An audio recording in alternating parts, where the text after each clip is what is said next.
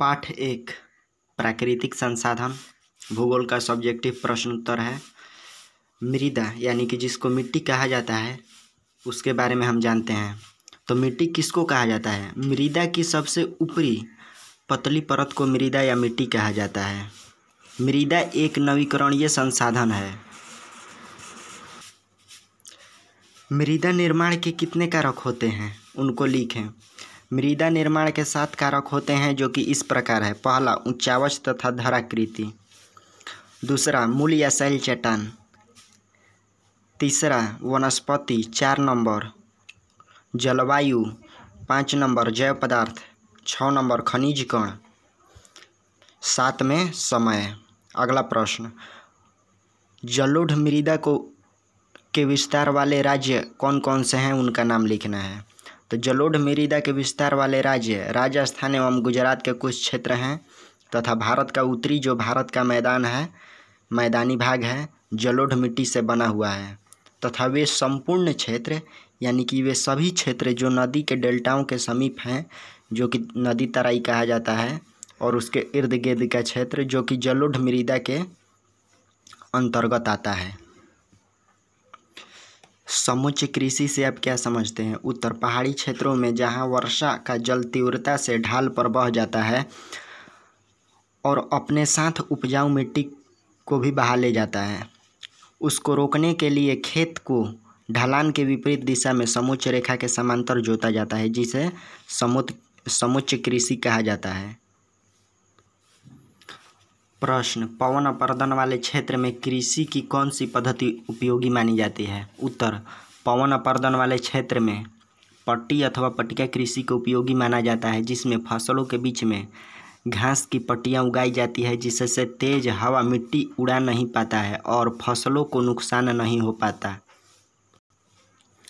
अगला प्रश्न, भारत के किन भागों में नदी डेल्टाओं का विकास हुआ है? यहाँ की मृदा की क्या विशेषता है? भारत के पूर्वी तटीय मैदान तथा महानदी गोदावरी, कृष्ण और कावेरी नदी के मुहानों पर नदी डेल्टा का विकास हुआ है। यहाँ की मिट्टी की विशेषता यह है कि इन सभी डेल्टाओं पर जलोढ़ मिट्टी पाई जाती है जो कि काफ़ी उपजाऊ रहता है। फसल चक्रण से आप क्या समझते हैं? यह मृदा संरक्षण में किस प्रकार सहायक है? उत्तर, 2 या अधिक प्रकार के फसलों को एक दूसरे के बाद बदलकर खेतों में उगाने की क्रिया को फसल चक्रण कहा जाता है। एक ही फसल को बार बार उगाने से खेत की उर्वरता समाप्त होने लगती है, इसलिए खेती के इस क्रम को फलीदार फसलों जैसे कि चना, मटर, उड़द आदि को लगाने से जड़ में मौजूद राइजोबियम नामक जीवाणु नाइट्रोजन का स्थिरीकरण कर देते हैं जिससे मिट्टी की उर्वरता बनी रहती है। अब दीर्घोत्तरीय प्रश्न है, जलाक्रांतता कैसे उपस्थित होता है? मृदा अपर्दन में इसकी क्या भूमिका है? खेतों में अधिक सिंचाई करने से जलाक्रांतता की समस्या उत्पन्न होती है तथा कभी कभी यहाँ पर कभी कभी के बीच में रहेगा ऐसे अचानक अत्यधिक वर्षा भी जलाक्रांतता का कारण बन जाता है। मृदा अपर्दन में इसकी भूमिका यह है कि इससे अवनालिका क्षरण होता है जिससे मृदा में लवणीयता और क्षारीयता का गुण बढ़ जाता है जो कि भूमि को निम्नीकरण करने के लिए उत्तरदायी होता है। अगला प्रश्न, मृदा संरक्षण पर एक निबंध लिखें। उत्तर, मृदा का विभिन्न क्रियाओं द्वारा अपने स्थान से विस्थापित होना यानी कि हट जाना तथा उसका निम्नीकरण होने से बचाना ही मृदा संरक्षण कहलाता है। मृदा अपर्दन के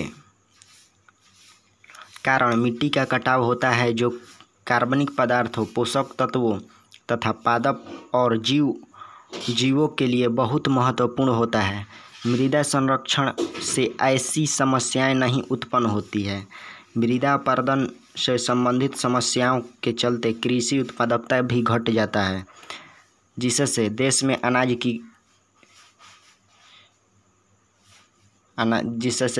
अनाज की कमी होने लगता है और इसका कुप्रभाव वहाँ निवासियों पर पड़ता है। मृदा के कई भौतिक और सामाजिक कारक होते हैं भौतिक कारक, अतिवृष्टि, मिट्टी का वायु द्वारा विस्थापन, बाढ़ आदि। और सामाजिक कारण में है कि वनों की कटाई, रसायनों तथा कीटनाशकों का उपयोग, बढ़ती हुई जनसंख्या तथा बढ़ता हुआ प्रदूषण इत्यादि के चलते मृदा का अपरदन या निम्नीकरण होता है। मृदा अपरदन तथा मृदा निम्नीकरण को रोकना बहुत जरूरी हो गया है। निम्न तरीकों को अपनाकर मृदा अपरदन को संरक्षित किया जा सकता है। वनों की रक्षा करना, वृक्षारोपण, बांध बनाना, बांध यानी कि बांध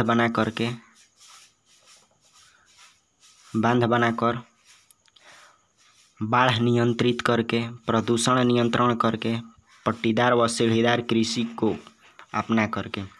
भारत में अत्यधिक पशुधन होने के बावजूद भारतीय अर्थव्यवस्था में इसका योगदान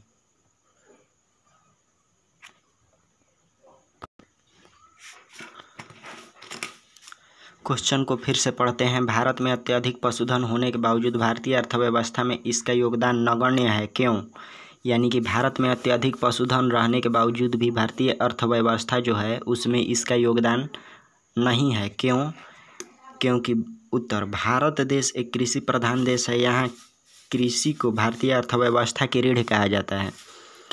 पशुपालन भी कृषि के अंतर्गत ही आता है। हमारे देश में पशुओं की बहुलता है। यहाँ पर होगा, हमारे देश में पशुओं की बहुलता है। यहाँ बहुत से लोग जीविकोपार्जन तथा आर्थिक उद्देश्य को पूरा करने के लिए पशुपालन करते हैं, जैसे गाय, बकरी, भेड़, मुर्गी इत्यादि। लेकिन इसके बावजूद भी उनका आर्थिक उद्देश्य पूरा नहीं हो पाता है, क्योंकि यहाँ के पशुओं को उचित निवास स्थान, भोजन, उपचार आदि का समुचित प्रबंध नहीं किया हुआ रहता है तथा उनका नस्ल भी अच्छा नहीं रहता है। इसलिए हम लोग चाहते हैं कि भारतीय अर्थव्यवस्था में इसका योगदान हो, तो हम लोगों को